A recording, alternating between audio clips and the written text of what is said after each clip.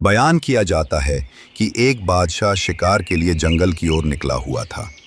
वो हरे भरे पेड़ों के बीच से गुजर रहा था कि अचानक उसकी नज़र एक दरवेश पर पड़ी जो एक पत्थर से टेक लगाए अपने हाल में मग्न बैठा था।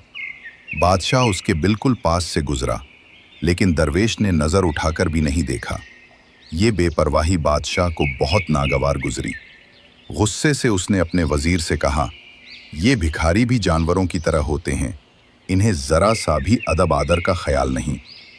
वजीर ने बादशाह की नाराज़गी को भांप लिया और सम्मान से दरवेश के पास जाकर बोला, बाबा जी, सल्तनत का बादशाह आपके पास से गुजरा, लेकिन आपने अदब में खड़ा होना भी गंवारा नहीं किया। इतना भी सम्मान न दिखाया कि सलाम ही कर देते। दरवेश ने बेप्रवाही से सिर उठाया और बहुत सुकून से बोला, बाबा, अपने बादशाह से कहना कि अदब उनसे चाहें जिन्हें उसके इनाम का लालच हो।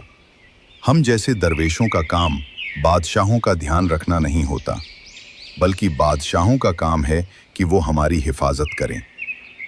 फिर दरवेश ने गहरी आवाज में कहा, क्या तूने कभी सुना नहीं, भेड़ें चरवाहे की हिफाजत नहीं करती, चरवाहा भेड़ों की हिफाजत करता है।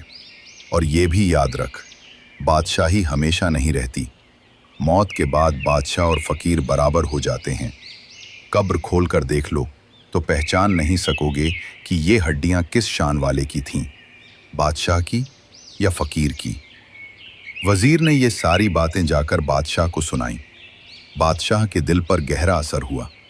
वो खुद दरवेश के पास आया और नरमी से बोला, अगर आपको किसी चीज़ की ज़रूरत हो तो बताइए, आपकी हर ख्वाहिश पूरी की जाएगी। दरवेश मुस्कराकर बोला, बस एक ही ख्वाहिश है, मेरे पास दोबारा आने की तकलीफ न करना। बादशाह ने कहा, ठीक है, मुझे कोई नसीहत तो दे दीजिए। दरवेश ने आसमान की ओर देखा और बोला, ए बादशाह, जब तक ताज और तख्त तेरे पास है, ज़्यादा से ज़्यादा नेकियां कर ले।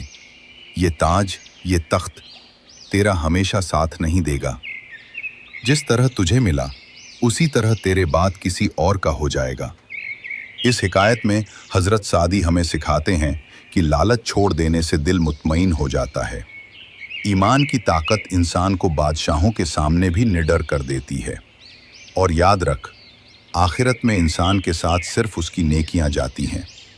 दुनिया का माल दुनिया में ही रह जाता है। दोस्तों, आज की ये सीख देने वाली कहानी कैसी लगी? अपना फीडबैक ज़रूर दीजिएगा। मिलते हैं अगली वीडियो में एक नई कहानी के साथ। तब तक के लिए अल्लाह हाफिज़।